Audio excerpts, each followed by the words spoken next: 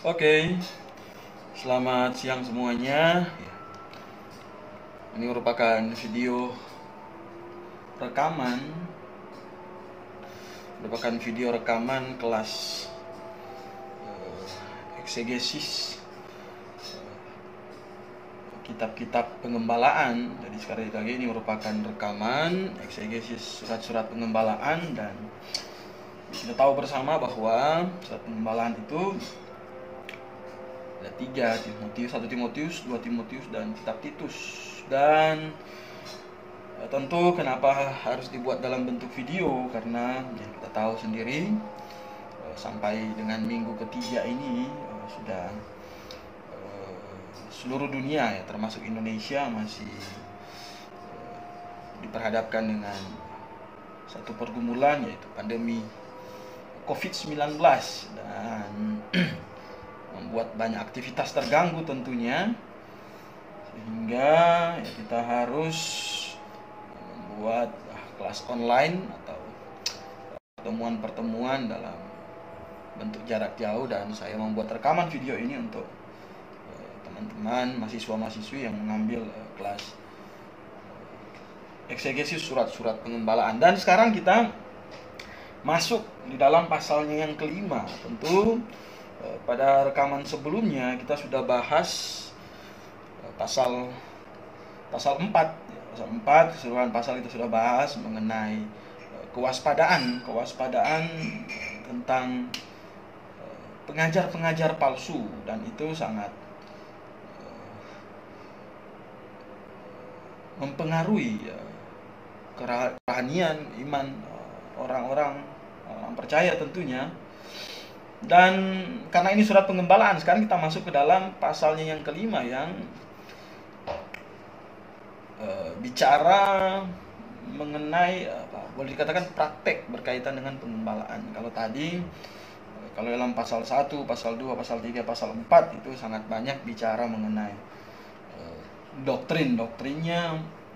Kemudian ketika kita masuk di dalam pasalnya yang kelima sampai dengan pasalnya yang keenam, ya di sini kita diberikan informasi mengenai praktikal pengembalaan dalam jemaat. Dan di pasal yang kelima ini kita akan mulai dengan beberapa topik ya. Kalau kita lihat dari ayat 1 sampai dengan ayat yang ketiga, nah itu bicara bagaimana sikap ya seorang hamba Tuhan terhadap saudara-saudara seiman, sikap seorang hamba Tuhan terhadap saudara-saudara seiman. Dan di dalam ayatnya yang ketiga, di pasalnya yang kelima ini, ayatnya yang ketiga sampai dengan ayatnya yang ke-16 ini bicara mengenai bagaimana sikap jemaat terhadap janda-janda. Jadi kita akan membahas ini, dan tentu waktu kita sangat singkat tentu ya. Bagi yang sudah mengikuti kelas ini secara reguler, dalam pasal-pasal awal kita sudah memberikan penekanan yang cukup banyak dalam setiap kata maupun ayat per ayat. Tetapi kelihatannya untuk beberapa pasal terakhir dalam kitab 1 Timotius ini kita tidak akan melihat sedetil dengan apa yang sudah kita bahas mulai dari pasal pertama sampai dengan pasalnya yang keempat.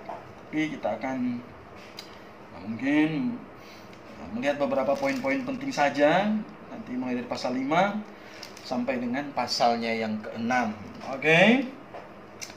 Pasal 5 ayat 1 sampai dengan ayatnya yang ketiga. Firman Tuhan berkata, "Janganlah engkau keras terhadap orang yang tua, melainkan tegurlah dia sebagai bapa, tegurlah orang-orang muda sebagai saudaramu, perempuan-perempuan tua sebagai ibu, dan perempuan-perempuan muda sebagai adikmu dengan penuh kemurnian." Jadi ini jelas bicara tentang sikap seorang hamba Tuhan kepada orang yang dia layani. Itu dimulai dari siapa? Terhadap orang tua.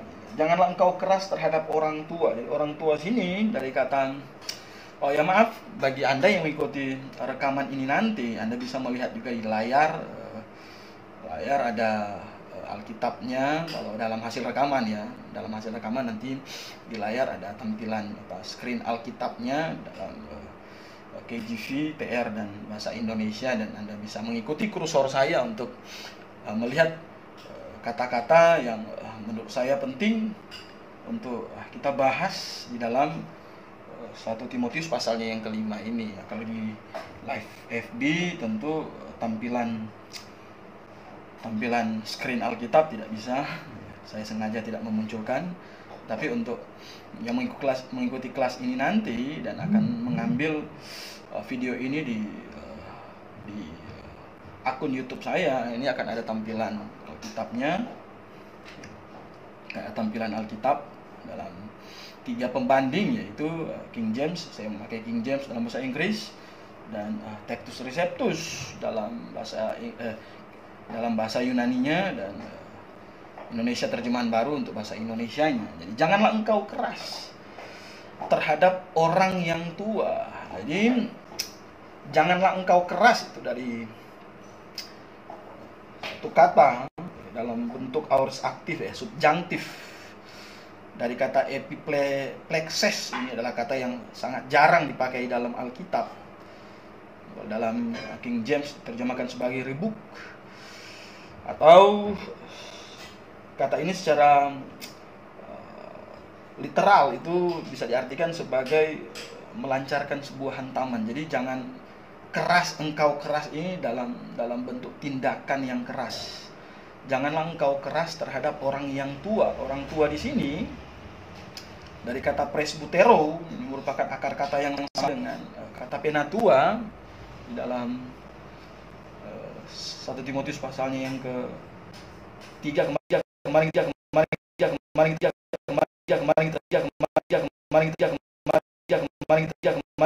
kita sudah bahas, dan tentu di sini orang tua mengacu kepada orang-orang yang tua, yang lebih tua umurnya di dalam jemaat ya. Kalau memang kata presbutero ini bisa dipakai dalam beberapa konteks ya. Bisa mengacu sekali lagi kepada orang pria ya, seorang pria yang lebih tua dalam hal umur bisa, tetapi ini juga bisa mengacu kepada penatua-penatua dalam gereja. Memakai kata-kata yang atau akar kata yang sama, presbutero, dan melainkan tegurlah dia sebagai seorang bapak. Jadi seorang pemimpin jemaat, seorang nginjil, seorang gembala punya peran yang sangat penting di dalam tugas pengembalaannya, karena ya dia bertanggung jawab untuk mendidik banyak orang, termasuk orang yang lebih tua dari dia. Dan ya bisa jadi orang yang mungkin lebih tua umur dari dia, dan bahkan secara pengalaman lebih banyak pengalaman orang itu. Tetapi karena seorang penilik jemaat mempunyai pengetahuan firman Tuhan yang lebih, dan dia mengkhususkan hidupnya untuk menjadi seorang pelayan Tuhan, dia ditabiskan jadi seorang gembala, maka ya memang ada kelebihan-kelebihan khusus dalam hal itu. Tetapi dia juga harus bertanggung jawab untuk mendidik atau menuntun, walaupun orang itu mungkin lebih tua secara umur dari sang pemimpin, tetapi mungkin karena sang pemimpin ini punya pengetahuan tentang kebenaran firman Tuhan, dan tentu kalau kita bandingkan dengan 1 Timotius pasalnya yang ke-4, dia punya kehidupan, contoh kehidupan yang baik. Nah, kita baca dalam 1 Timotius pasalnya yang ke-4 ayatnya yang ke-12.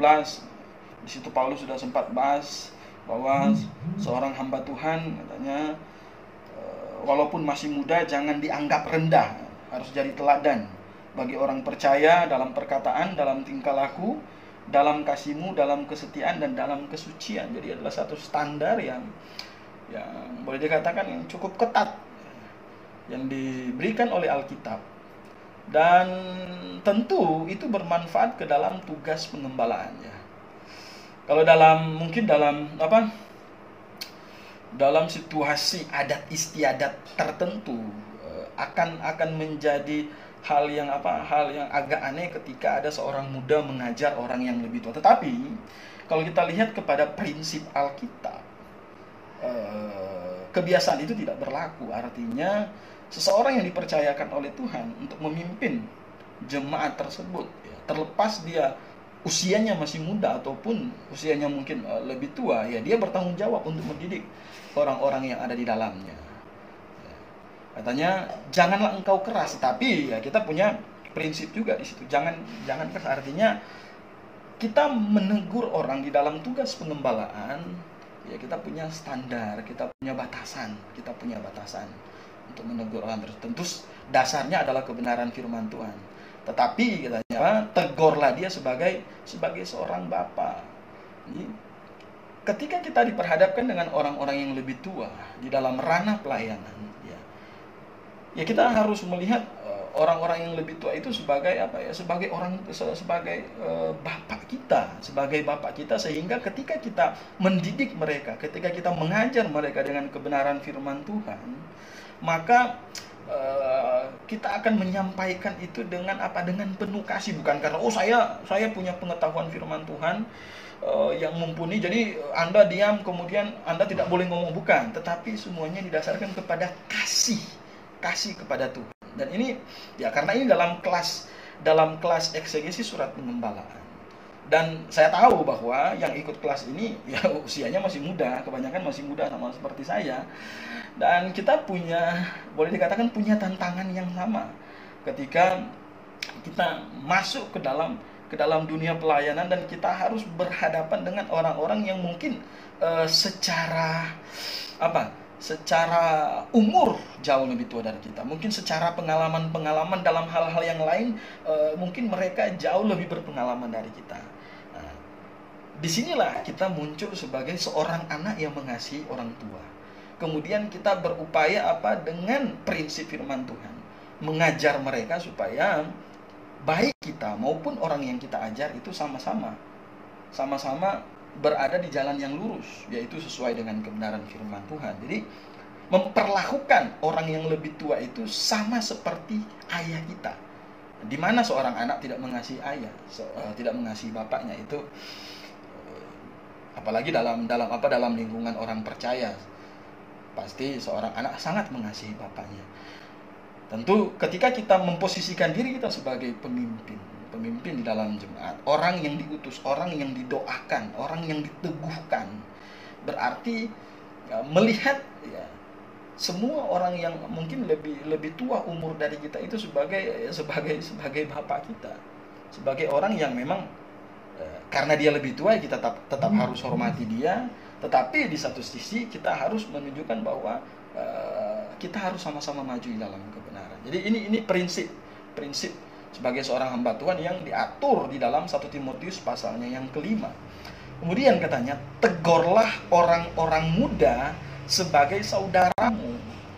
Dan semua, kalau kita lihat di dalam satu ayat ini, ayat pertama ini, memperlakukan orang yang tua sama seperti bapak kita, dan memperlakukan orang muda sama seperti saudara kita, supaya jelas prinsip jemaat sebagai keluarga Allah itu teraplikasi di dalam gereja lokal masing-masing. Jadi tegurlah orang-orang muda, katanya. Tegurlah orang-orang muda sama muda sebagai saudaramu.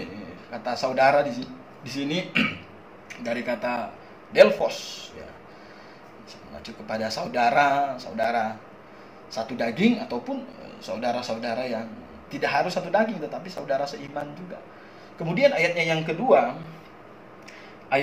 kedua dikatakan bahwa perempuan-perempuan tua itu diperlakukan sebagai ibumu.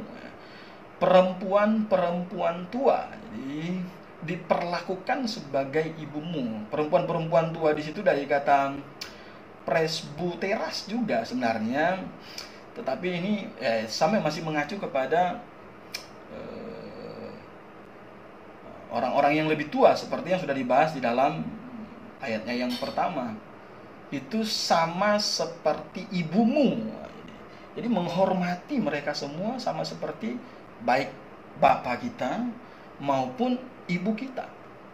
Dan perempuan-perempuan muda sebagai adikmu dengan penuh kemurnian. Jadi ini tugas dan tanggung jawab sebagai seorang pelayan Tuhan. Jadi kelas ini kelas yang diikuti oleh orang-orang muda yang punya semangat untuk melayani Tuhan, nanti diutus untuk membangun sebuah jemaat, dan di dalam jemaat kita akan menghadapi jenis-jenis manusia. Ada orang yang lebih tua dari kita sekali lagi, kemudian ada orang yang lebih muda dari kita. Ya, kita harus mempersiapkan diri untuk menghadapi segala situasi itu. Bagaimana kita memperlakukan orang tua, dan bagaimana kita memperlakukan orang yang lebih muda. Menegur orang muda sebagai saudara, menganggap orang muda itu sebagai saudara. Kalau saya anggap pemuda-pemuda di gereja saya sebagai saudara saya, jadi ketika saya menyampaikan firman Tuhan, itu saya bisa menyampaikan itu dengan penuh kasih, karena itu saya anggap sebagai saudara saya. Sama, ketika saya mengajar perempuan muda di dalam jemaat, itu akan kita anggap sebagai adik-adik kita. Dan ketika kita mengajar mereka, ya kita mengajar sebagaimana kita mengajar adik kita sendiri. Ya, tidak ada seorang saudara yang sengaja membawa misalnya saudara laki-lakinya dan saudara perempuannya kemudian menuju kepada kesesatan lain. Tidak mungkin. Pasti dia akan menunjukkan jalan yang benar, yang sesuai dengan kebenaran firman Tuhan. Jadi ini yang kita dapatkan di dalam ayat 1 dan ayatnya yang kedua, bagaimana sikap seorang hamba Tuhan di dalam jemaat. Dan tentu bukan sebagai seorang hamba Tuhan saja, tentu ini berlaku kepada kehidupan sesama jemaat. Kehidupan sesama jemaat artinya antar anggota jemaat juga harus melakukan tindakan yang sama. Misalnya, ketika ada anggota jemaat yang usianya lebih muda, kita harus mengajar anggota jemaat yang usianya lebih muda ini untuk menghargai dan menghormati anggota-anggota jemaat yang usianya lebih tua. Entahkah itu orang tua kita secara langsung, atau ya orang tua yang bukan orang tua secara langsung, ya orang tua yang lain, tetapi karena sudah di dalam jemaat, ya mereka adalah saudara seiman kita. Dan ya sikap ini harus terjadi, bukan hanya kepada sikap antara hamba Tuhan dengan anggota jemaat, tetapi sikap ini juga harus diaplikasikan kepada siapa? Kepada sesama anggota jemaat. Oleh sebab itu, ya, dalam kelas ini selalu kita diingatkan mengenai pentingnya kesaksian sebagai orang yang sudah diselamatkan. Pentingnya kesaksian sebagai orang yang sudah diselamatkan, apalagi dia sebagai calon pemimpin jemaat, dia harus benar-benar mempersiapkan dirinya supaya ya dia betul-betul menjadi saksi. Betul-betul menjadi saksi di dalam jemaat. Oke, saya rasa saya tidak akan berlama-lama untuk ayat 1 dan ayatnya yang kedua. Kita langsung masuk kepada ayatnya yang ketiga. Ayatnya yang ketiga sampai dengan ayatnya yang ke-16. Ini merupakan satu perikop yang cukup panjang. Itu mengenai bagaimana sikap jemaat lokal terhadap janda-janda. Jadi sikap jemaat lokal terhadap janda-janda.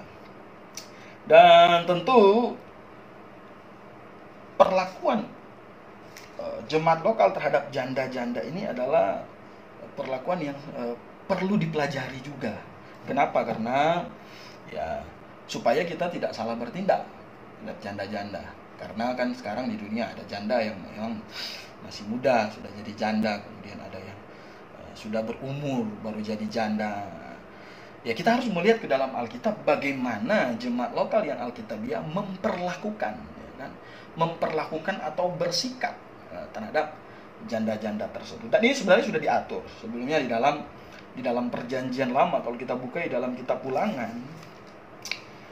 Ulangan pasalnya yang ke-24. Jadi sudah ada semacam aturan dasarnya Ulangan pasal 24. Ulangan pasalnya yang ke-24.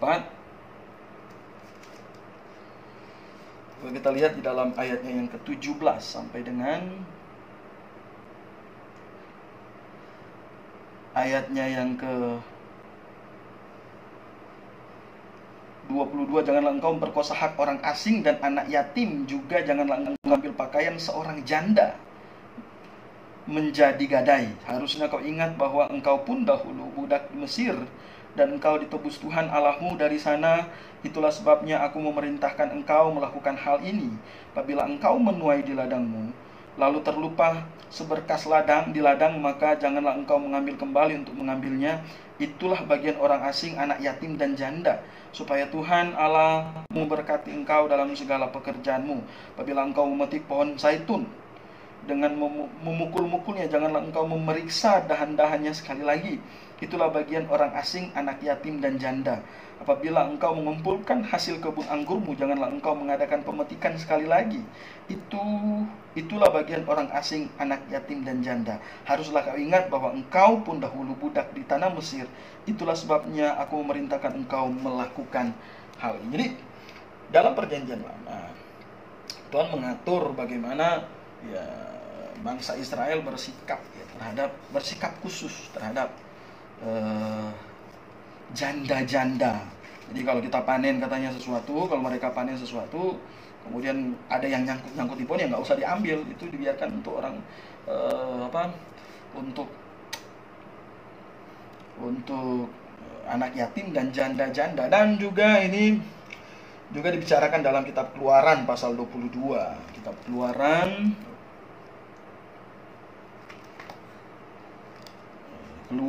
pasalnya yang ke-22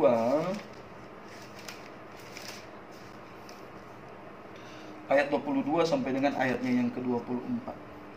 Keluaran pasal 22 ayat 22 sampai dengan ayatnya yang ke-24. Judulnya peraturan tentang orang-orang yang tidak mampu. Kita langsung masuk ke dalam ayatnya yang ke-22. Seorang janda atau anak yatim janganlah kamu tindas. Jika engkau memang menindas mereka ini, tentulah aku akan mendengarkan seruan mereka. Kemudian ayat 24, maka murkaku akan bangkit dan aku akan membunuh kamu dengan pedang, sehingga istri-istrimu menjadi janda dan anak-anakmu menjadi yatim. Jadi Tuhan sudah mengaturnya itu di dalam perjanjian lama, bagaimana ya orang percaya yang hidupnya jauh lebih baik. Nah, tentu dalam konotasi jemaat itu harus memperhatikan janda-janda. Oleh sebab itu dalam ayatnya yang ketiga, di situ dikatakan hormatilah janda-janda yang benar janda. Ini ada penekanan hormatilah janda-janda, katanya yang benar janda. Maksudnya apa? Nanti kalau kita mau baca di ayat selanjutnya, karena ada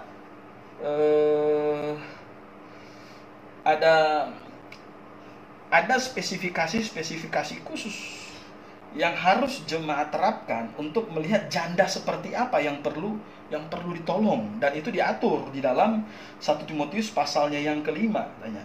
Di situ dikatakan hormatilah janda-janda yang benar-benar janda. Jadi kata hormat di sini ya, kalau kita lihat di dalam ayatnya yang ketiga, kata hormat di sini dalam ayatnya yang ketiga ini bisa menunjuk kepada kepada satu bentuk bantuan kepada janda-janda. Jadi membantu janda-janda, bukan dalam pengertian hormat seperti hormat bendera, tidak, tetapi ini dalam bentuk khusus bagaimana ya jemaat yang alkitabiah itu harus membantu janda, tetapi katanya yang benar-benar janda. Nah, kita mulai melihat dalam ayatnya yang keempat, klasifikasinya seperti apa. Tetapi jikalau seorang janda mempunyai anak atau cucu, hendaknya mereka itu pertama-tama belajar berbakti kepada kaum keluarganya sendiri dan membalas budi orang tua dan nenek mereka, karena itulah yang berkenan kepada Allah. Kita sudah mulai melihat klasifikasi syarat-syarat yang Tuhan Tuhan mau dan syarat-syarat yang Tuhan ingin supaya gereja perhatikan untuk berkaitan dengan bagaimana memperhatikan janda-janda katanya. Tetapi, ya, kata tetapi di situ, ya kan? Kata tetapi jikalau, ini bisa kalau dalam bahasa Yunani ini dalam bentuk apa? First class conditional, artinya ada yang dikecualikan, Seorang janda mempunyai anak cucu, ya kan? Hendaknya mereka itu pertama-tama belajar berbakti kepada kaum keluarganya sendiri dan membalas budi orang tua dan nenek mereka, karena itulah yang berkenan kepada Allah. Jadi kemudian di dalam ayatnya yang kelima, nanti saya mau simpulkan ayatnya yang kelima, sedangkan seorang janda yang benar-benar janda, ya kan, yang ditinggalkan seorang diri, berarti menaruh harapannya kepada Allah dan bertekun dalam permohonan dan doa siang dan malam. Jadi kalau janda, katanya di dalam ayatnya yang keempat, punya cucu dan punya anak, berarti seharusnya anak dan cucunya itu yang paling pertama menolong janda itu. Nah, itu penting. Jadi seharusnya mereka yang paling pertama untuk menolong janda tersebut. Jadi nanti ya memang benar jemaat akan menolong janda, tetapi ya, tanggung jawab utama seorang janda itu yang pertama adalah kepada anak dan cucunya. Karena di dalam ayatnya yang keempat diajarkan, karena itu adalah bukti mereka belajar berbakti. Tentu ini bisa bicara kepada balas budi, ya kan? Seorang anak sudah dilahirkan dari seorang ibu, ya, kemudian seorang anak tidak memperhatikan seorang ibu yang ditinggalkan bapak ya karena kematian, ya tentu anak tersebut ya bisa dikatakan anak yang durhaka karena dia tidak memperhatikan ibunya dengan baik. Dan atau seorang cucu, ya seorang anak atau seorang cucu bisa melakukan tindakan yang sama untuk apa? Memperhatikan janda-janda tersebut. Jadi itu merupakan apa? Bukti atau tanda belajar berbakti kepada kaum keluarganya sendiri dan membalas budi orang tua. Jadi sikap balas budi orang tua dan tanda berbakti kita kepada orang tua itu bisa kita tunjukkan ketika dalam konteks ya, misalnya ada orang tua kita, mungkin salah satunya pergi lebih dulu menghadap Tuhan, entahkah itu ayah ataupun entahkah itu ibu. Jadi itu jelas. Dan ya sebelum diserahkan kepada jemaat, jadi lingkar pertama yang harus memperhatikan kehidupan janda tersebut adalah yaitu anak dan cucunya. Dan bahkan di dalam bagian terakhir dikatakan ayatnya yang keempat, katanya karena itulah mereka berkenan, ya kan? Karena itulah mereka berkenan kepada Allah. Jadi mereka berkenan kepada Allah, dan tentu ini didasarkan kepada hukum Taurat ya. Kalau kita ingat dalam hukum Taurat Keluaran pasalnya yang ke-20 ayatnya yang ke-12, hormatilah ayah dan ibu. Jadi di situ diajarkan tentang prinsip ini dan ya harus diatur di dalam jemaat. Mungkin ada orang yang berkata, "Kon hukum Taurat sudah digenapi oleh Tuhan Yesus di atas kayu salib." Kita bilang hukum Taurat yang sifatnya kaitannya dengan ibadah simbolik itu sudah selesai di atas kayu salib. Tetapi hukum Taurat yang kaitannya dengan moral, etika itu terus berlangsung, bahkan ditingkatkan. Dan ya sama seperti dengan bagaimana orang tua, anak-anak dituntut untuk menghormati orang tua, dan dalam hal ini ya orang tua yang ditinggalkan salah satu pasangannya. Jadi garis yang paling pertama untuk memperhatikan janda itu sebenarnya yang pertama adalah anak atau cucu mereka sendiri. Ini yang perlu kita perhatikan. Kemudian ayatnya yang kelima, sedangkan seorang janda yang benar-benar janda, artinya apa?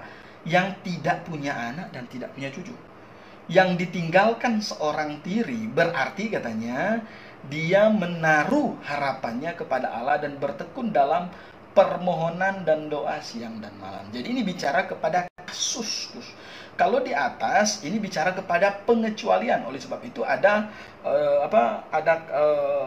first class conditional. Jadi ada pengecualian kata jika di situ. Tetapi di dalam ayatnya yang kelima, kita masuk kembali ke dalam keadaan janda yang sebenarnya. Sedangkan seorang janda yang benar-benar janda, yang ditinggalkan seorang diri, berarti memang hidupnya menaruh harapan kepada Allah dan bertekun dalam permohonan dan doa dan siang. Nah, seperti inilah nanti yang akan dan harus diperhatikan oleh jemaat. Jadi seperti ini yang memang harus diperhatikan oleh jemaat. Kemudian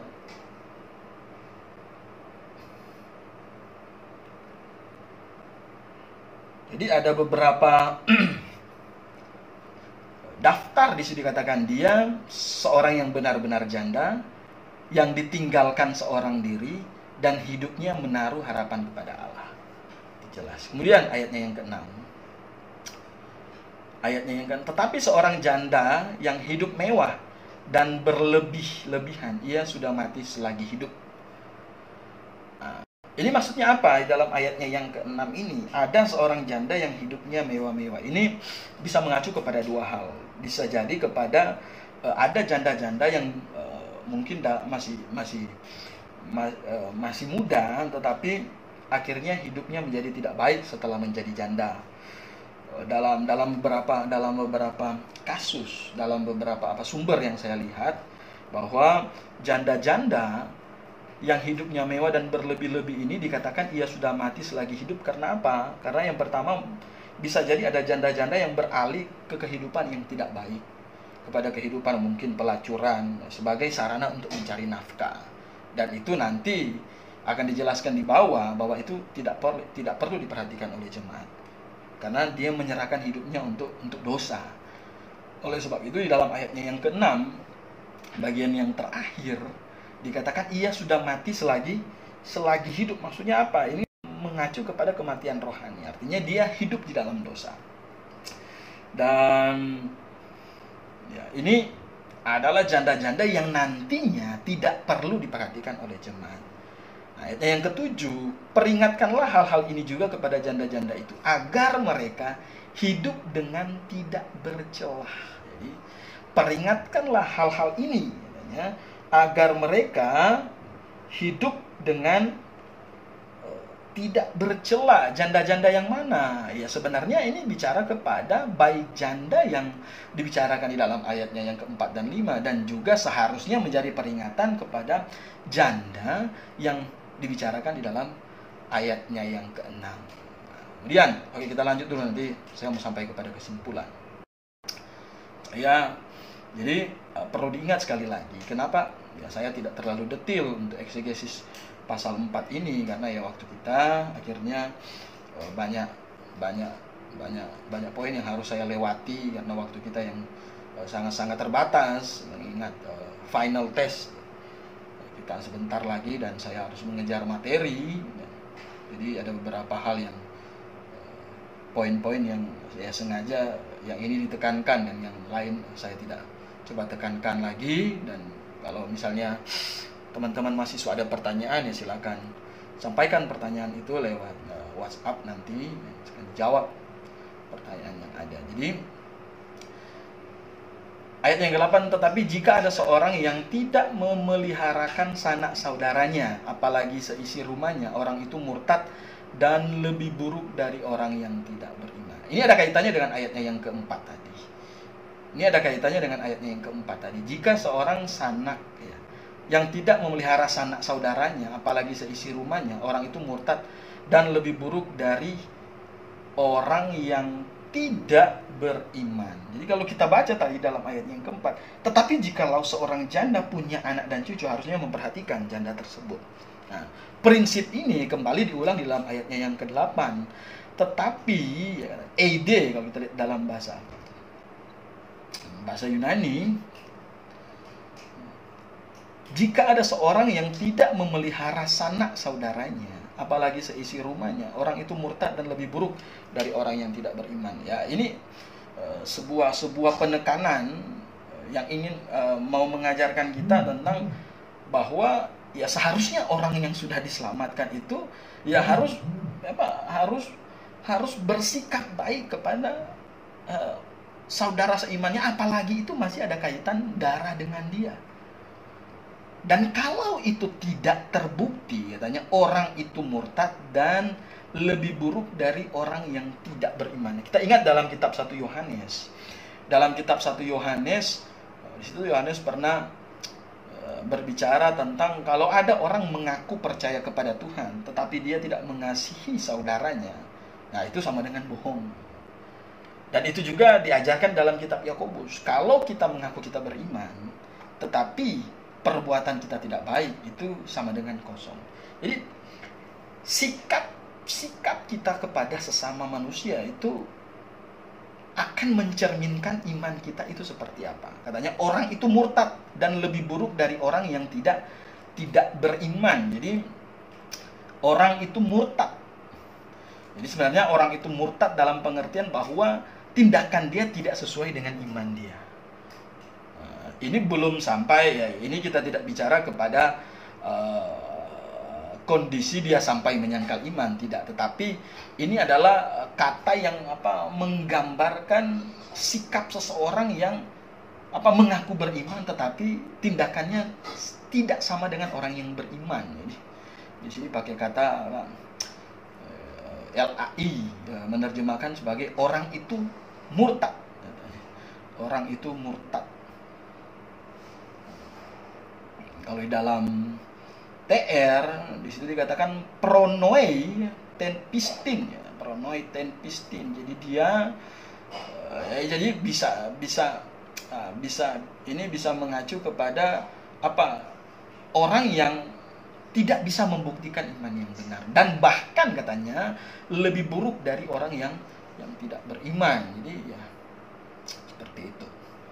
Kemudian ayatnya yang ke-9, yang didaftarkan sebagai janda hanyalah mereka yang tidak kurang dari 60 tahun. Jadi kita sudah dapat dua prinsip sebenarnya berkaitan dengan janda yang seperti apa yang perlu diperhatikan oleh jemaat. Di dalam ayatnya yang kelima tadi, kalau kita balik di dalam ayatnya yang kelima, bahwa mereka adalah janda yang benar-benar janda yang ditinggalkan seorang diri. Itu syarat pertama yang harus diperhatikan oleh jemaat. Kemudian syarat kedua yang harus diperhatikan oleh jemaat itu ada di dalam ayatnya yang ke-9. Yang didaftarkan sebagai janda hanyalah mereka yang tidak kurang dari 60 tahun. Jadi ya ini prinsip Alkitab bahwa 60 tahun ke atas itu bisa menjadi tanggung jawab mereka, menjadi tanggung jawab jemaat. Jadi tetapi ada pengecualian-pengecualian ya, seperti yang sudah kita bahas tadi, bahwa kalau mereka masih punya anak dan masih punya cucu, ya itu bisa diperhatikan sebagai bukti mereka itu berbakti kepada orang tua. Kemudian, jadi hanyalah mereka yang tidak kurang dari 60 tahun. Itu ayat yang ke-9 ya, tidak kurang dari 60 tahun, dan katanya apa? Hanya satu kali bersuami. Nah, ini harus kita bawa. Jadi kalau janda yang sudah berkali-kali bersuami, ya ini kita patut curigai tentang kehidupan rohaninya sebelum dia menjadi janda. Kalau dalam ayatnya 9 ditekankan mengenai batasan umur 60 tahun ke atas, kemudian dan yang paling penting di situ sebenarnya juga yang penting juga di situ adalah mengenai kehidupan dia sebagai janda adalah dia hanya satu kali bersuami. Jadi dikatakan enos andros gune, jadi seorang yang hanya punya satu suami. Jadi yang benar-benar janda adalah yang benar-benar ditinggalkan seorang diri. Yang kedua batasannya adalah 60 tahun. Kemudian yang ketiga hanya satu kali bersuami. Kemudian di dalam ayatnya yang ke-10,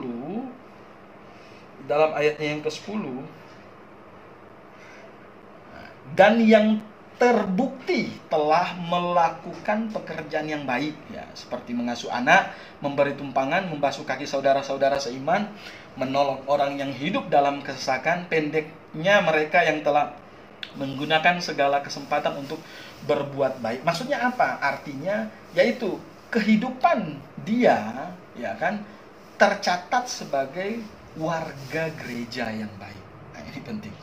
Jadi seorang janda yang bisa diperhatikan oleh jemaat, yang bisa ditolong, bisa disantuni. Kalau dalam ayatnya yang ketiga pakai kata bisa dihormati oleh jemaat. Nah, di situ dikatakan yang pertama, mereka adalah janda yang benar-benar janda. Janda yang benar-benar janda. Yang benar-benar janda itu seperti apa? Yang ditinggalkan oleh satu suami. Jadi mereka hanya satu kali bersuami. Kemudian umurnya tidak kurang dari 60 tahun. Kemudian di dalam ayatnya yang ke-10 dikatakan bahwa katanya mereka mempunyai kesaksian hidup yang baik. Kalau janda sudah 5 kali menikah, kita harus meng-cross check kembali bagaimana kehidupannya sampai sudah 5 kali, 6 kali janda kan gitu. Ya, jemaat juga harus berhati-hati dengan itu. Kenapa? Karena kalau jemaat salah menentukan pilihan untuk menolong janda tersebut, kemudian akhirnya janda tersebut memberikan kesaksian yang tidak baik di luar jemaat, itu nama jemaat itu adalah harga yang mahal yang akhirnya dirusak oleh janda tersebut. Oleh sebab itu, kenapa firman Tuhan memberikan spesifikasi yang sangat ketat mengenai janda seperti apa yang perlu diperhatikan oleh jemaat. Itu tadi 60 tahun, satu kali bersuami dan punya kesaksian hidup yang baik katanya. Melakukan pekerjaan yang baik seperti artinya ada contoh mengasuh anak ya. Kalau tidak punya anak artinya ada pekerjaan-pekerjaan yang baik yang lain yang dia lakukan. Memberi tumpangan, membasuh kaki. Ini memberi tumpangan ya. Jadi karena dalam konteks dulu banyak orang hidup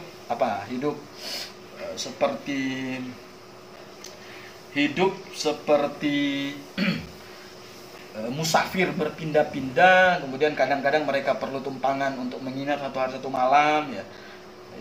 Ini ada kaitannya dengan tradisi waktu itu. Kalau sekarang jarang orang hidup berpindah-pindah. Ya, orang pun kalau ada kerja di lapangan, bagi orang apa di lapangan ya dia kadang biasanya diberikan mes dan seterusnya. Tetapi ini bisa mengacu kepada konteks kehidupan waktu itu. Kemudian membasuh kaki saudara-saudara seiman, ini ada konteksnya dengan adat istiadat pada saat itu. Menolong orang yang hidup dalam kesesakan. Jadi ya pokoknya kehidupan kesaksiannya adalah hidup yang sangat baik. Ya, kesaksian adalah hidup yang sangat baik. Gitu.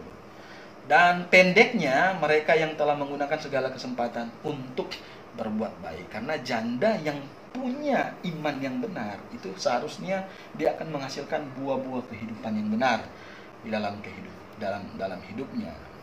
Kemudian katanya tolaklah. Nah, jadi ayatnya yang ke-11. Kalau tadi itu yang masuk dalam spesifikasi untuk dibantu dalam ayatnya yang ke-11, ini yang tidak perlu dibantu dalam jemaat, sama dengan ayatnya yang ke-8 tadi. Ayatnya yang ke-11. Tolaklah pendaftaran janda-janda yang lebih muda. Pak Andri lagi nanya nih, kalau janda masih muda gimana? Nah, jadi janda-janda yang lebih muda. Kenapa? Ya Alkitab punya alasan. Kenapa janda yang lebih muda bukanlah hal yang prioritas masuk dalam kategori dibantu oleh jemaat. Kalau kita perhatikan dalam ayatnya yang ke-11 itu, tolaklah pendaftaran janda-janda yang lebih, karena apabila mereka sekali digairahkan oleh keberahian yang menceraikan mereka dari Kristus, mereka itu ingin kawin. Jadi janda yang sudah hidup di atas 60 tahun, biasanya orang-orang ini adalah orang-orang yang hampir tidak lagi berpikir untuk melakukan penyimpangan-penyimpangan amoral. Tidak mungkin lagi melakukan penyimpangan-penyimpangan moral, karena ya banyak hal yang dipertimbangkan dalam kondisi usia 60 tahun ke atas ya kan. Tetapi janda-janda yang masih muda yaitu masih ada potensi untuk ya seperti yang dikatakan dalam ayat yang 11, karena apabila mereka sekali digairahkan oleh keberahian yang menceraikan mereka dari Kristus, maka mereka itu ingin kawin dan seterusnya. Jadi ada banyak potensi-potensi yang buruk terjadi kepada janda-janda muda. Dan ya mungkin kalau masih muda bisa jadi mereka kawin, dan kalau mereka kawin dengan baik ya mereka akan diperhatikan oleh suami dan seterusnya. Tapi dalam hal ini firman Tuhan memberikan memberikan satu batasan dengan apa? Dengan kondisi-kondisi khusus, dan tentu Tuhan paling tahu jangka panjangnya yang baiknya seperti apa. Jadi menolak pendaftaran janda-janda yang lebih muda, kita harus mengingat kepada prinsip pernikahan yang positif tentu yang diajarkan oleh Alkitab di dalam Kejadian 1 dan Kejadian pasalnya yang kedua.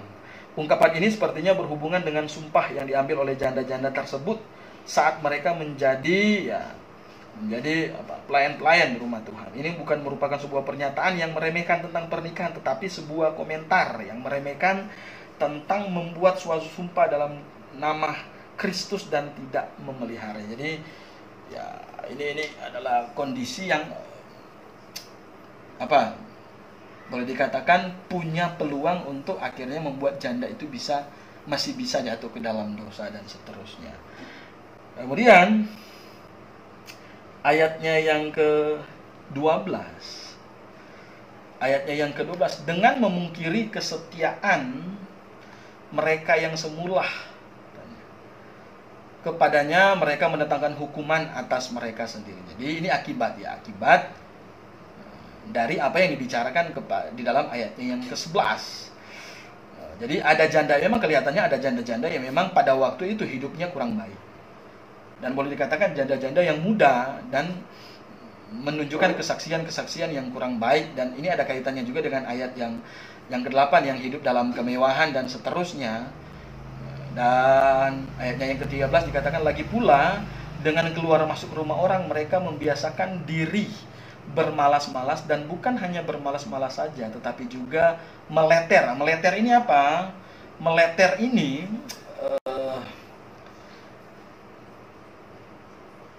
kalau di dalam KJV di situ dikatakan speaking things which they ought not. Jadi kalau di dalam bahasa Indonesia, bahasa pasarnya bilang bergosip, senang bergosip.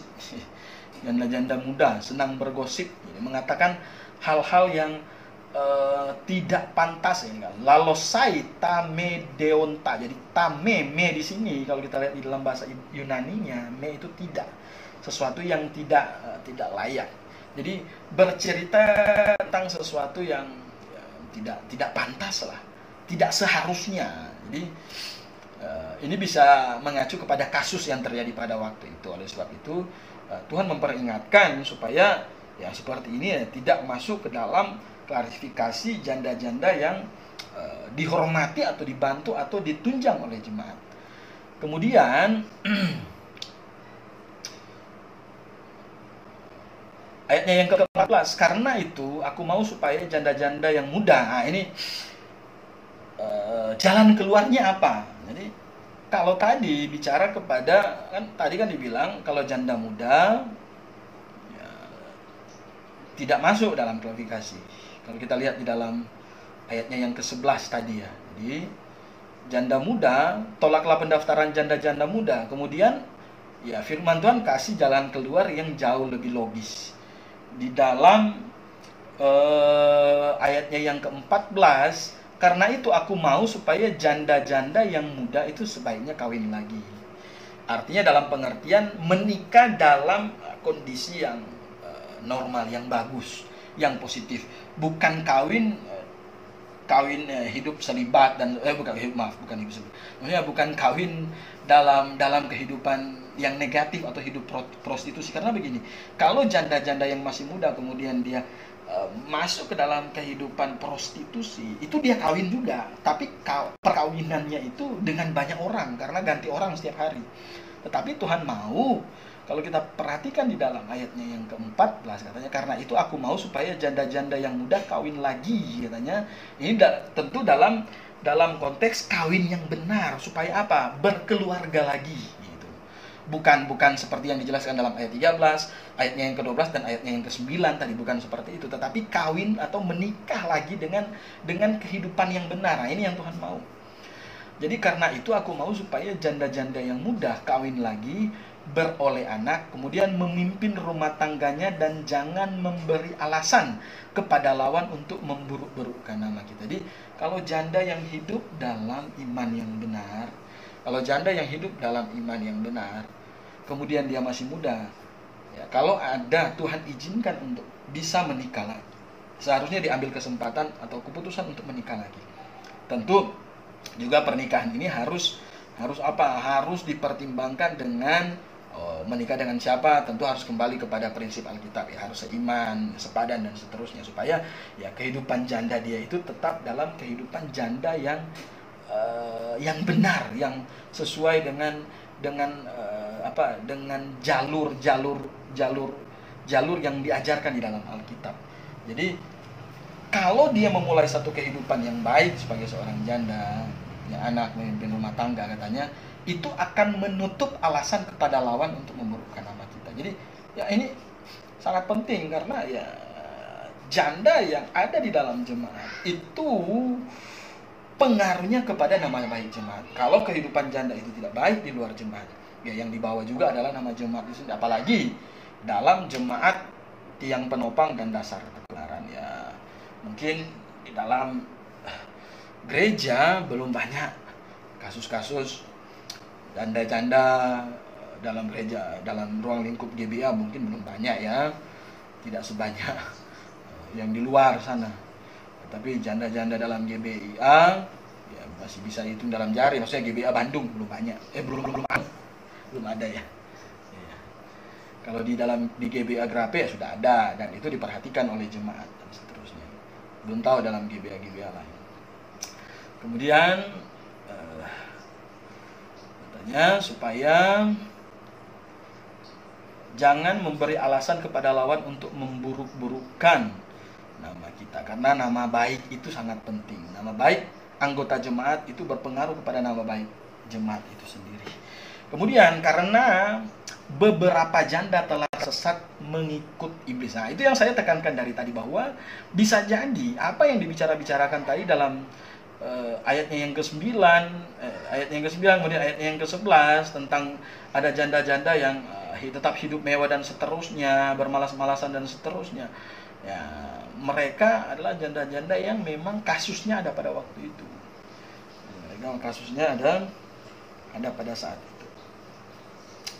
Jadi kemungkinan Timotius telah menghubungkan dengan Paulus suatu kejadian tertentu, ya, seperti janda yang disebutkan dalam yaitu ayat 16 dan ayat 13 tadi. Ada guru-guru palsu telah menargetkan para janda muda ini sebagai apa, ya? Sebagai bukti bahwa kalau janda yang tidak hidup di dalam Tuhan, ya, kondisinya menjadi tidak baik tentunya.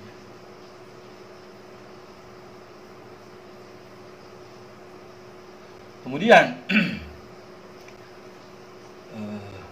ayatnya yang ke-16, jika seorang laki-laki atau perempuan yang percaya, katanya, ayat 16, jika seorang laki-laki dan perempuan yang percaya mempunyai anggota keluarga yang janda, hendaklah ia membantu mereka hingga mereka jangan menjadi beban bagi jemaat. Dengan demikian, jemaat dapat membantu mereka yang benar-benar janda. Jadi ada tiga kelompok. Yang pertama, kelompok janda yang masih punya keluarga yang mampu. Itu layak dibantu oleh keluarga. Tadi kita sudah bahas, kalau dia masih punya anak, ya kan, atau punya anggota keluarga lain, itu masih bisa dibantu oleh keluarga supaya tidak menjadi beban jemaat. Kemudian ada janda-janda yang ditolak oleh jemaat. Itu klarifikasinya seperti apa? Janda muda.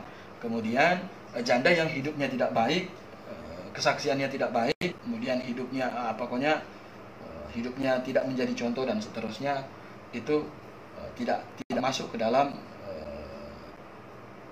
klarifikasi yang dibantu oleh jemaat. Kemudian yang ketiga adalah janda yang harus dibantu oleh jemaat adalah yang benar-benar janda. Itu yang tekan-tekan dari tadi, bahwa yang ditinggal hidup sendiri, kemudian usianya di atas 60 tahun, dan kemudian kesaksian hidupnya adalah baik. Kemudian jalan keluar bagi janda, katanya, janda yang ditinggal meninggal oleh suaminya adalah sebaiknya dia bisa kawin lagi. Karena dia tidak, ya, itu bukan tindakan menceraikan, bukan tindakan menceraikan karena pilihan hidup, tidak, itu tapi terpisah karena kematian, itu bisa menikah lagi. Kemudian kita lanjut ke dalam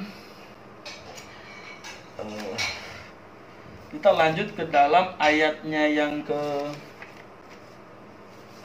17 sampai dengan ayatnya yang ke-25.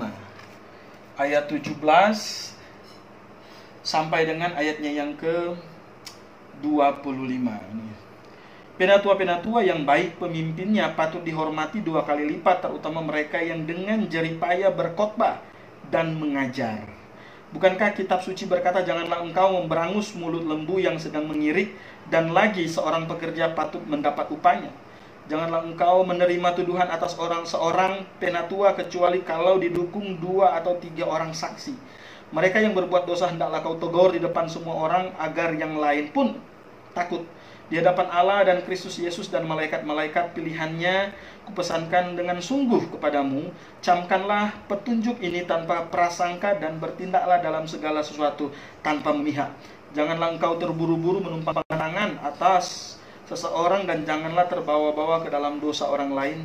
Jagalah kemurnian dirimu. Oke, ayat 17 sampai dengan ayat 22 dulu kita mau lihat. Ini bagaimana kalau tadi sikap terhadap anggota jemaat, di dalamnya ada orang tua, di dalamnya ada ibu yang lebih tua, di dalamnya ada adik-adik pemuda, adik-adik pemudi, kemudian ada janda. Ayatnya yang ke-17 sampai dengan ayat yang ke-25 sebenarnya lebih berbicara kepada sikap jemaat kepada seorang penatua.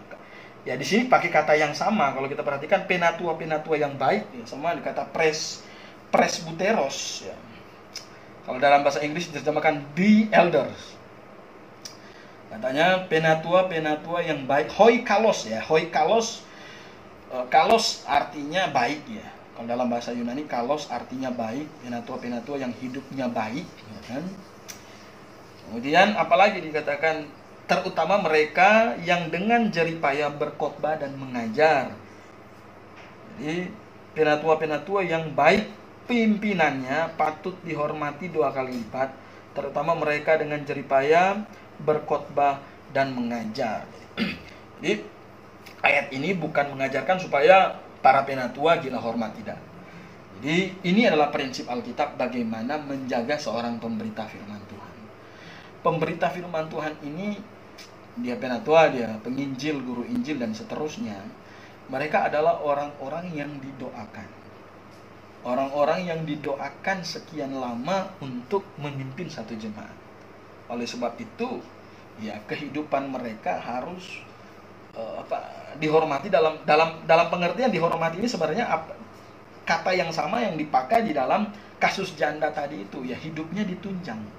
Karena begini, dalam prinsip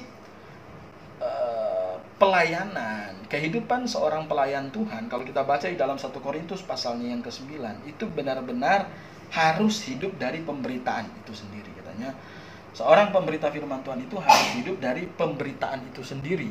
Itu jelas. Oleh sebab itu, ya sebenarnya jemaat punya tanggung jawab untuk yang masalah satu ini.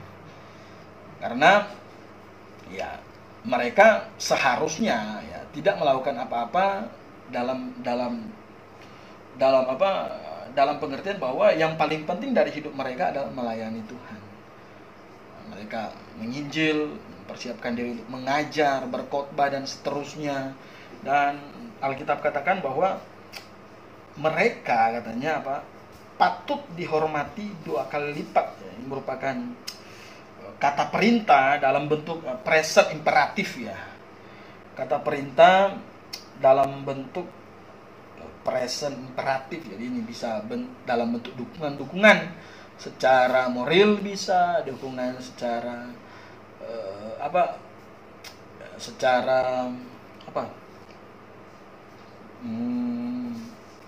jasmania dalam kehidupan sehari-hari. Dan itu adalah hal yang wajar yang perlu kita ajarkan kepada jemaat, karena memang ya, seorang hamba Tuhan ya harus hidup dari pemberitaan itu sendiri. Dan ingat bahwa kita punya prinsip penggajian hamba Tuhan. Seorang hamba Tuhan harus hidup dari persepuluhan. harus hidup dari pelayanannya, dan itu adalah suatu prinsip yang sangat wajar dan alkitabiah.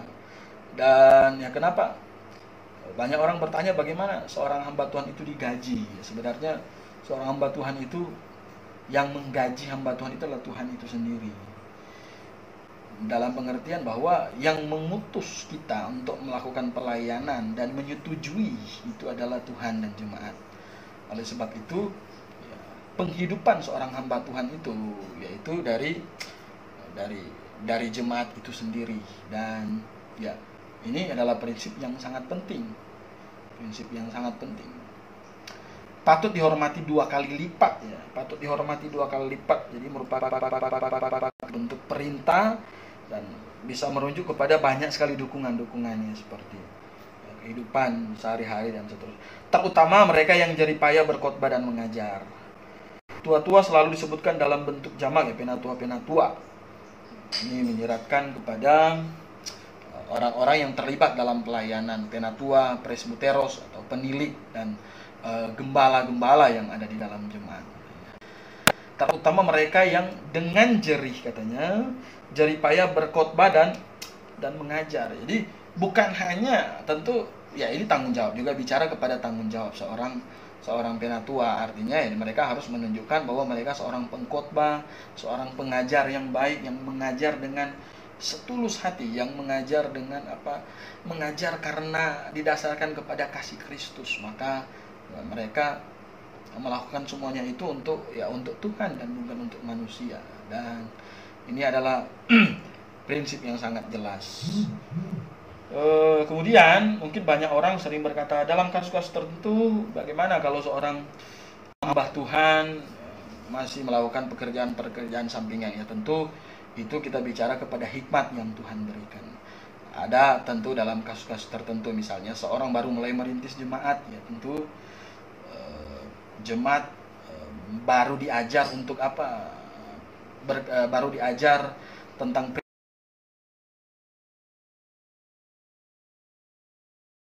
prinsip-prinsip memberi, tentu ya dia harus berhikmat untuk bagaimana supaya dia tetap survive dalam kehidupan pelayanannya dan seterusnya. Jadi sikap terhadap penatua menghargai, karena mereka adalah orang-orang yang diutus, orang-orang yang memberi diri untuk melayani Tuhan. Ya memang benar bahwa pemberian diri untuk melayani Tuhan adalah keputusan pribadi, tetapi kita juga tidak lupa bahwa keputusan itu adalah keputusan yang ya tidak semua orang bisa melakukan keputusan dari seorang hamba Tuhan yang full time. Oleh sebab itu ya kita harus memelihara seorang hamba Tuhan di dalam jemaat, karena mereka bertanggung jawab atas iman kita. Kalau kita baca di dalam firman Tuhan bahwa mereka bertanggung jawab atas apa yang mereka ajarkan, dan ya bertanggung jawab atas iman kita. Artinya ketika kita mengajar yang benar, mereka akan hidup dalam pengajaran yang benar. Itu adalah logis. Kemudian ayatnya yang ke-18, bukankah kitab suci berkata, janganlah engkau memberangus mulut lembu. Wah itu maaf. Ayatnya yang ke-18, janganlah engkau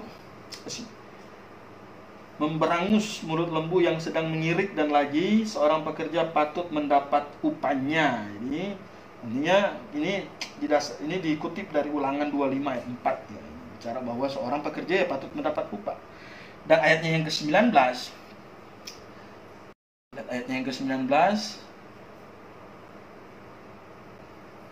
dan janganlah engkau menerima tuduhan atas seorang penatua kecuali kalau didukung 2 atau 3 orang saksi. Bahwa ini penting juga, prinsip disiplin jemaat tidak hanya berlaku kepada anggota jemaat itu sendiri, tetapi juga bisa berlaku kepada orang yang memimpin di dalam jemaat. Artinya kalau ada ya pemimpin-pemimpin jemaat yang kehidupannya kurang bagus dan seterusnya, itu bisa diperlakukan disiplin jemaat.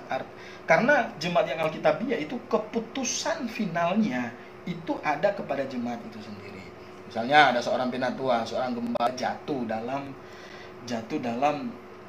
kehidupan, jatuh dalam dosa, ya jemaat bisa mengambil keputusan untuk untuk apakah tetap mempertahankan dia, apalagi itu sudah ada bukti yang benar, itu sudah ada saksi dan seterusnya. Itu jemaat punya hak untuk mempertahankan, atau bisa jadi punya hak untuk tidak mempertahankan pelayan itu di dalam jemaat. Artinya kalau kehidupan kesaksiannya sudah tidak baik, ya tidak perlu dipertahankan, dan semua keputusan itu ada di dalam jemaat, dan itu adalah ya, demokrasi dalam jemaat. Jemaat lokal itu keputusan tertingginya ada di dalam jemaat, kecuali kalau didukung 2 atau 3 saksi. Tentu ini didasarkan kepada disiplin disiplin jemaat yang kalau kita baca dalam Matius pasal yang ke-8 18 ya. Matius pasal 18 ayat yang ke-16, bahwa dulu tegur lu 4 mata, kemudian bawa 2 atau 3 orang sebagai saksi kalau dia tidak mau ngaku bahwa di hadapan jemaat, dan seterusnya. Dan juga itu harus berlaku ke dalam bukan hanya kepada anggota jemaat, dan ini juga bisa diberlakukan kepada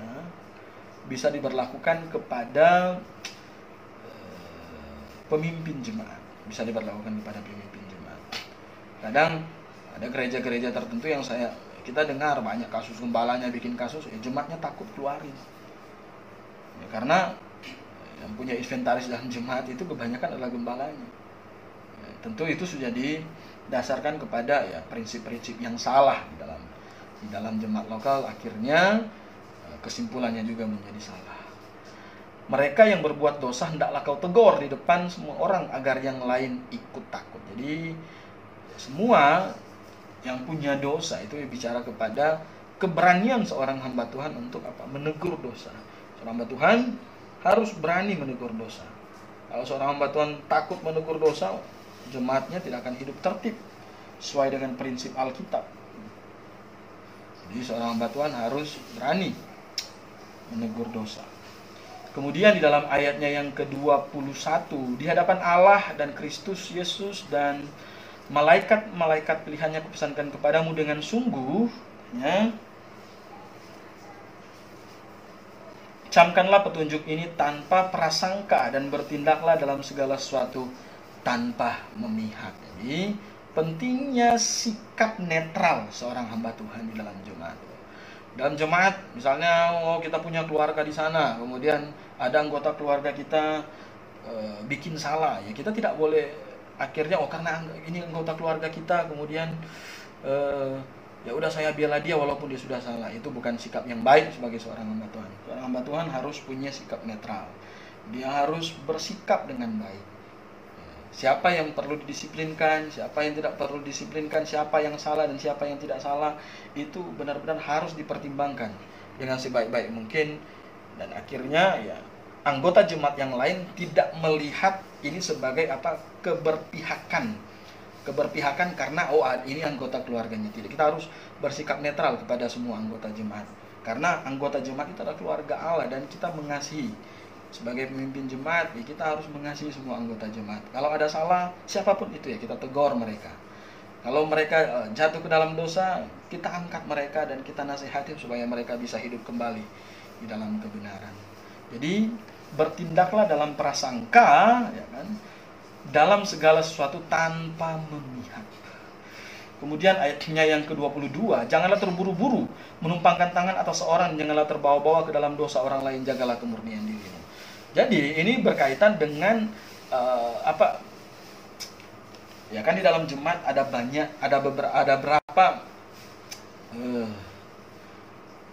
seperti diaken-diaken, jabatan-jabatan di dalam jemaat. Ya, seorang hamba Tuhan harus memperhatikan dengan baik, dan juga jemaat juga bertanggung jawab dengan baik untuk memperhatikan orang ini layak ditabiskan menjadi diaken kah, dia menjadi penatua atau menjadi guru Injil atau penginjil. Ya, tentu kita harus melihat kepada penilaian yang objektif supaya ya kita tidak salah menumpangkan tangan atau meneguhkan seseorang untuk memegang suatu jabatan di dalam jemaat. Ya, kita tahu bahwa setiap manusia bisa jatuh ke dalam dosa, tetapi ya setiap kita juga pasti mampu melihat bahwa ada orang yang memang layak memegang jabatan itu dan ada orang yang tidak layak memegang jabatan itu. Dan semua harus dinilai dengan Alkitab sebagai dasar penilaian. Kalau di dalam ruang pelayanan GBI, pemilihan diaken itu didasarkan kepada pemilihan yang demokratis, artinya jemaat sendiri yang memilih. ketika ada orang-orang tertentu yang kehidupannya baik dalam pelayanan, mereka bersemangat di dalam pelayanan penginjilan dan seterusnya, ya mereka akan dicalonkan untuk menjadi diaken, kemudian dipilih oleh jemaat-jemaat. Jadi itu adalah prinsip yang, karena tanggung jawabnya besar ketika akhirnya kita memilih orang yang sebenarnya tidak kooperatif di dalam pelayanan ada, apalagi kehidupan dia adalah kehidupan yang tidak mencerminkan kehidupan yang baik sebagai orang percaya. Kemudian ayatnya yang ke-23, janganlah lagi minum air saja, melainkan tambahkanlah anggur sedikit, ya. Melainkan tambahlah anggur sedikit, berhubung pencernaanmu terganggu dan tubuhmu sering lemah. Jadi ayat 23 ini adalah ayat yang sering dipakai oleh pemabuk biasanya untuk apa? Wah, ini kan bisa minum anggur dan seterusnya. Tidak. Kata anggur, ya kan? Kata anggur di sini kalau bahasa Inggris memang terjemahkan sebagai wine. Dalam bahasa Yunani dari kata oinos. Dari kata oinos ini bisa mengacu kepada banyak jenis anggur, dan saya yakin bahwa ini adalah anggur yang non alkohol. Artinya bukanlah anggur yang memabukkan. Jadi mungkin bisa anggur yang sari anggur yang bisa menjadi obat dan seterusnya. Kemudian bisa membawa bisa berpengaruh kepada kesehatan jasmani dan seterusnya. Dan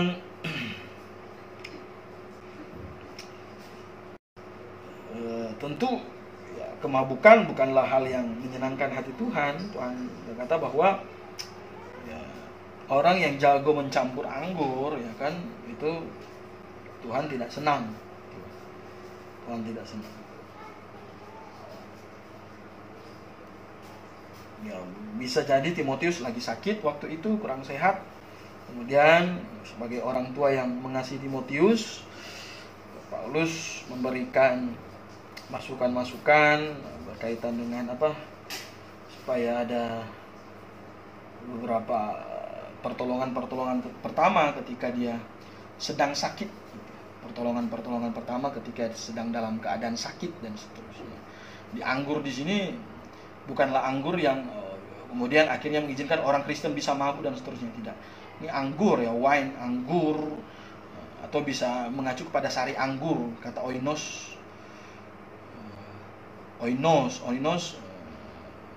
yang mungkin bermanfaat untuk kesehatan jasmani orang-orang pada waktu itu. Berhubung katanya pencernaanmu terganggu dan tubuhmu sering lemah. Jadi ayat ini kita tidak boleh pakai kemudian akhirnya Tuhan mengizinkan kita minum alkohol dan seterusnya, tidak. Ini ayat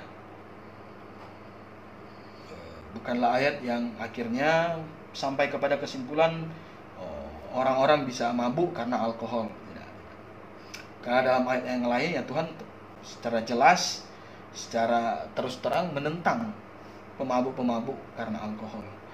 Kemudian ayat yang ke-20, dosa beberapa orang mencolok seakan-akan mendahului mereka ke pengadilan, tetapi dosa beberapa orang lagi baru menjadi nyata kemudian. Jadi ya, memang ada dosa yang langsung diketahui oleh orang, biasa dalam jemaat.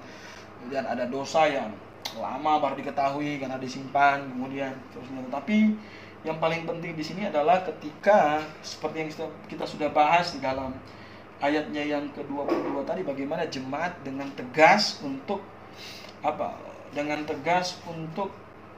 melakukan disiplin jemaat bagi orang atau anggota jemaat yang jatuh ke dalam dosa. Bukan dicambuk, bukan ditegur, dinasehati.